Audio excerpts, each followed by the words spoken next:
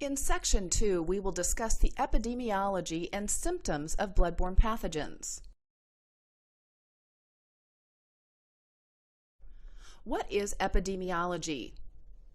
Epidemiology is the method used to find the cause of health outcomes and diseases in populations. It's the science concerned with the study of the factors determining and influencing the frequency and distribution of disease. By studying the epidemiology of common bloodborne pathogens, we can minimize known hazards and effectively be smarter and safer. There are 3 bloodborne pathogens that are cause for serious concern among healthcare employees.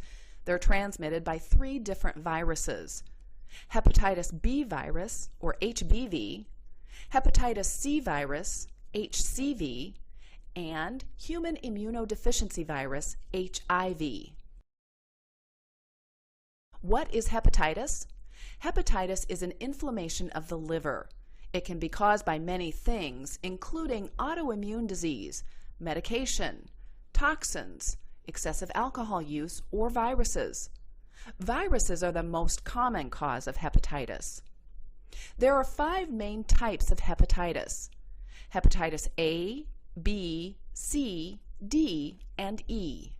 Although this training is focused on hepatitis B and C, let's briefly look at hepatitis A, D, and E. Hepatitis A is highly contagious and is usually transmitted via fecal-oral route. Usually this does not result in a chronic infection. There is a vaccine for hepatitis A.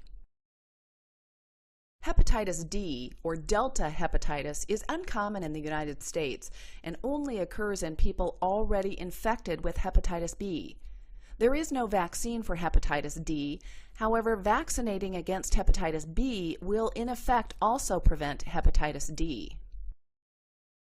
Hepatitis E is rare in the United States and is caused by the ingestion of microscopic amounts of fecal matter. It's usually associated with contaminated water. It does not result in a chronic condition. There is no approved vaccination for hepatitis E.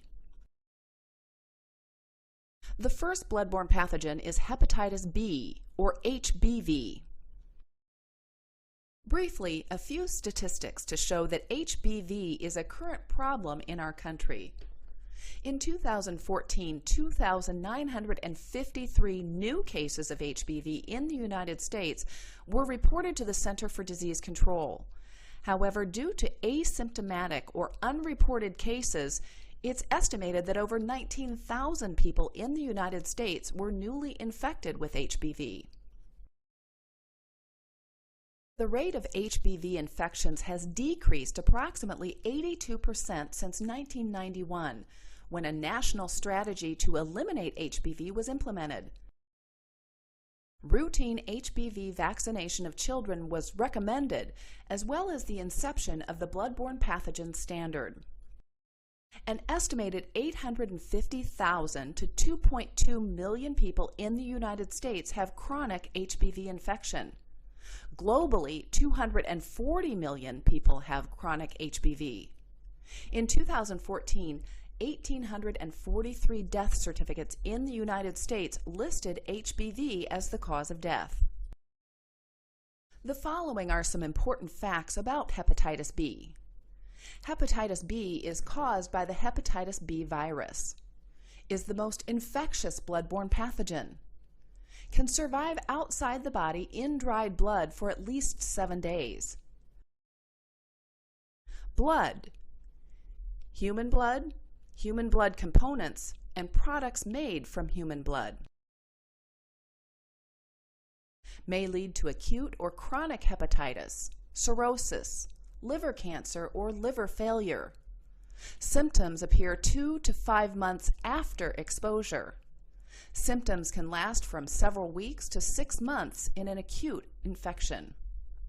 Approximately 70% to 80% of people with acute HCV do not have any symptoms and may not until liver problems have developed.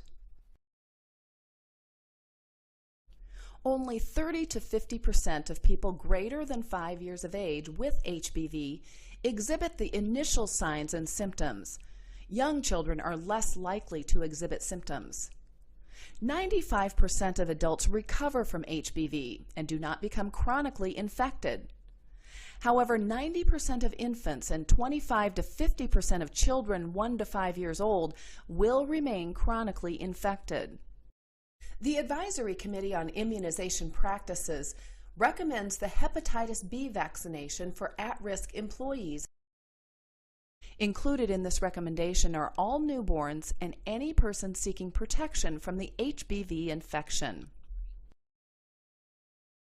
Symptoms of hepatitis B might include the following: flu-like symptoms including fever, fatigue, nausea, and vomiting, pain on the right side of the abdomen, yellowing of skin and whites of eyes, also known as jaundice, dark urine, clay-colored bowel movements. The second bloodborne pathogen we'll look at is hepatitis C, or HCV. In 2014, 2,194 cases of acute hepatitis C were reported in the United States. However, the Center for Disease Control estimates over 30,000 cases occurred in 2014 after adjusting for underreporting and asymptomatic infections. Approximately 2.7 to 3.9 million people in the United States have chronic HCV infection. Of every 100 people infected with HCV, 75 to 85 will develop a chronic infection, 60 to 70 will go on to develop chronic liver disease, 5 to 20 will go on to develop cirrhosis over a period of 20 to 30 years. 1 to 5 will die as a result of a chronic HCV infection. The following are some important facts about hepatitis C. Hepatitis C is caused by the hepatitis C virus, is the most common chronic bloodborne pathogen, is the leading reason for liver transplantation, can survive outside the body for up to 3 weeks at room temperature. Symptoms can occur 2 weeks to 6 months following exposure, with the average time being 6 to 7 weeks. Bear in mind that these viruses can be spread before an infected individual becomes symptomatic. There is no vaccine for HCV. Today, most transmission occurs by sharing needles or other equipment to inject drugs.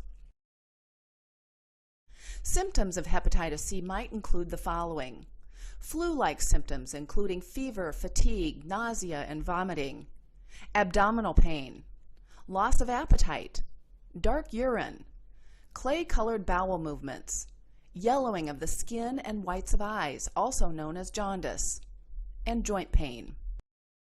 The third and final bloodborne pathogen covered in this training is human immunodeficiency virus, or HIV.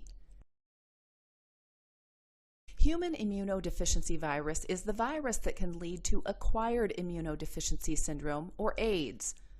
Unlike many viruses, the human body cannot get rid of HIV. HIV affects specific cells of the immune system, CD4 cells, or T cells. Over time, HIV destroys many of these cells, so the body can no longer fight infection and/or disease. Opportunistic infections or cancer take advantage of a very weakened immune system. When this occurs, HIV becomes AIDS. In 2014 in the United States, about 45,000 people were diagnosed with HIV.